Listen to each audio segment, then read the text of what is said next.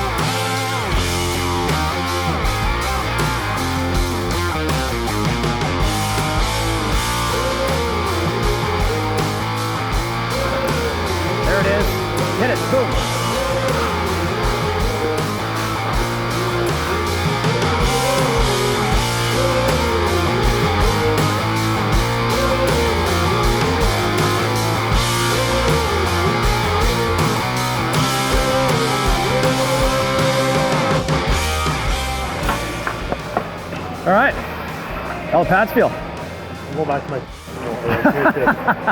They're so different. Like, maybe I'm just getting older. But How many sets do you have? I got 2. Okay. Well, at least you can go back to them, right? Okay, so let's review the mock stuff. Just a little disclaimer first off, the gloves were supposed to be here a couple days after the pads came. I don't know where they are. They're somewhere in Canada in shipment still. The mock stick I got the other day, that'll be a separate review. But for right now, let's just talk about the pads. So I had ultrasonic stuff last year. I had an ultrasonic blocker that I bought, and I had an ultrasonic set of pads that I demoed for one day. The pop handling on this ultrasonic blocker, my wrist cramps in certain positions, like the mobility isn't very good. Like the rebounds come off so hot. Good mobility on stopping pucks. Wrist cuff should be fixed. Overall, through having my ultrasonic gear, I had the blocker for 2 months, and then I sold it, and then I used the pads one time to demo at a skate in Hamilton last year. I think that the rebounds were super hot in the pads, which is awesome. Everybody loves it, and myself included. They slide super fast. Some guys don't like how fast they slide. I don't think that's ever a bad thing to have too much speed. You can always control it with a quick edge plant. And also, I think the pads definitely over and under rotate a little bit despite the StabiliSlide knee block that the Ultrasonic had. They also didn't have the StabiliSlide calf plate, which the Mach now has. And finally, the Monster Haul toe ties. I wasn't a fan of them or the toe bridge. I think Bauer easily had on the Hyperlight and the Ultrasonic the worst toe bridge in the market by far. Did nothing except hinder my reverse VH. I found it was just impeding it at all times. Overall, I think there's a reason why I sold a blocker and I only used the pads one time. The Ultrasonic line just wasn't fit for my style of play. So with the Ultrasonic stuff, so they had the same knee block. So this is the brand new knee block. It's called StabiliSlide, right? Rock hard. It's built into the frame. Talked about it earlier. Ultrasonic had this.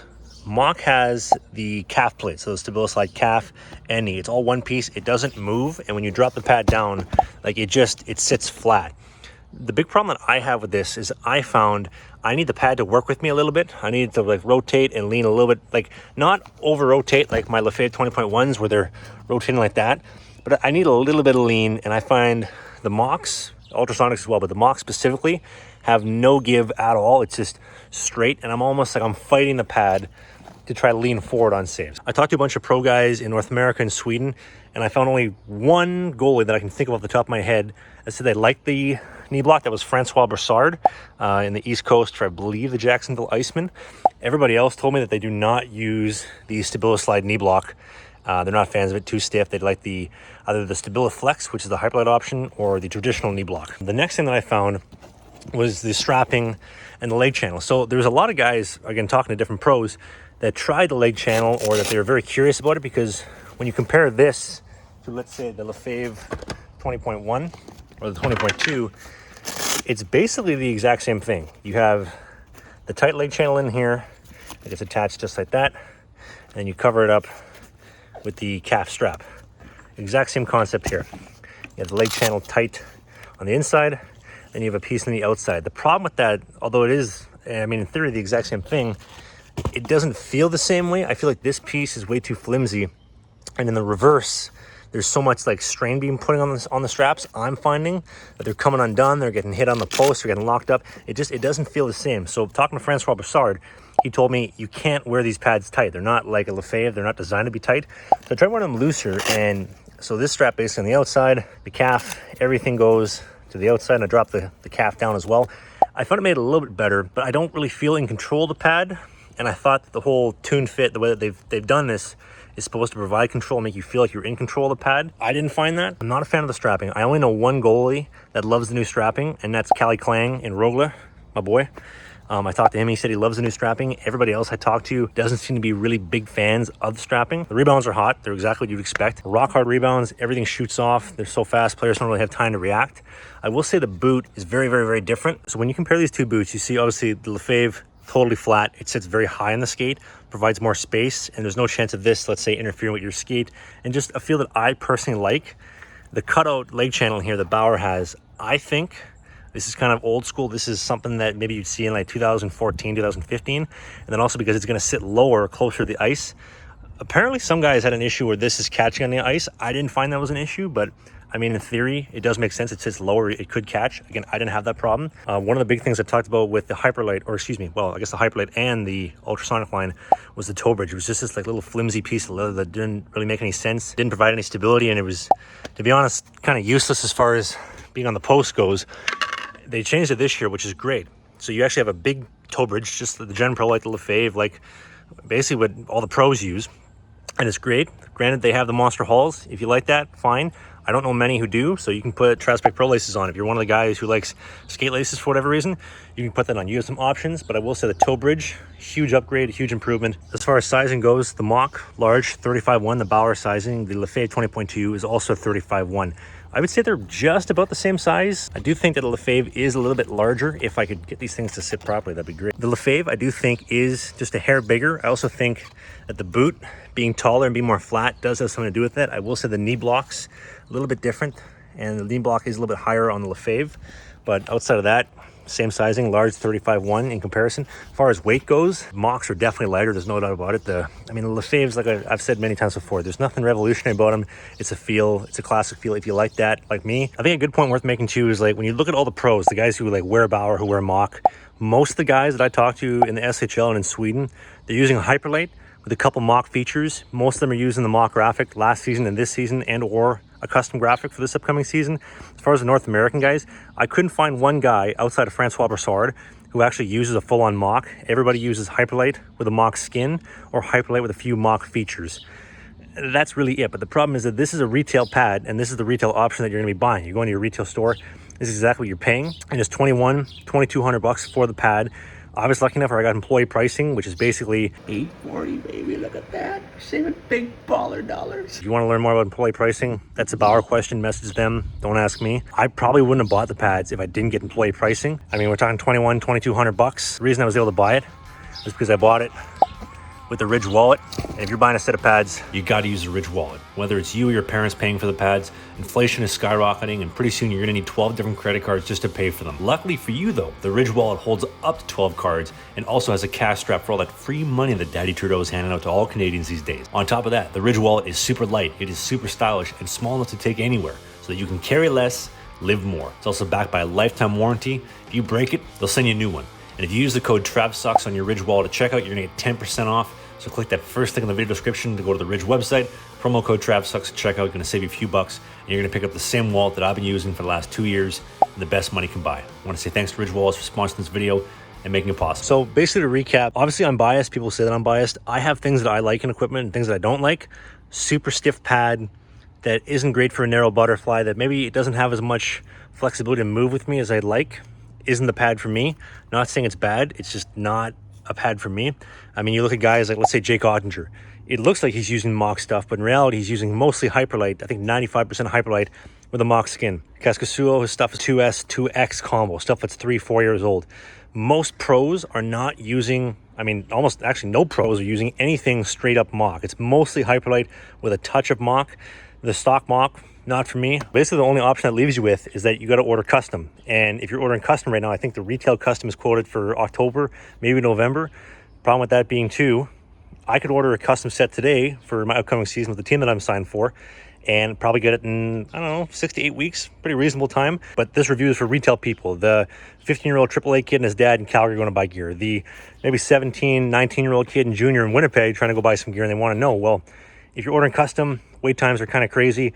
Stock, I don't think stock's for me. You look at just, again, I don't want to name drop because a lot of the guys ask, please don't say this because I don't want to compromise my Bauer sponsorship deal, but they're not using Mach. They use Hyperlite with a thing or two of Mach here and there. I'm going to wait for the gloves to come in, give them a chance. I know that the Bauer blockers are always great. The gloves, maybe not so much. They don't have a 580. That's a whole different discussion for another day. I've tried to get the pro reps to get a 580 done. A lot of talk, no results. So that is my review of the Mach stuff. I'm curious, let me know in the comments section. A lot of people like Mach. Not for me, but hey, maybe it's right for you. What do you think? Mach, Hyperlite, what's the opinions? If you like this video, you want more gear reviews, hit the subscribe button. I got more videos coming up very soon, and I will see you soon in the 3-month review of the Machs, hopefully soon, and 3-month review of the Lefevres. Peace.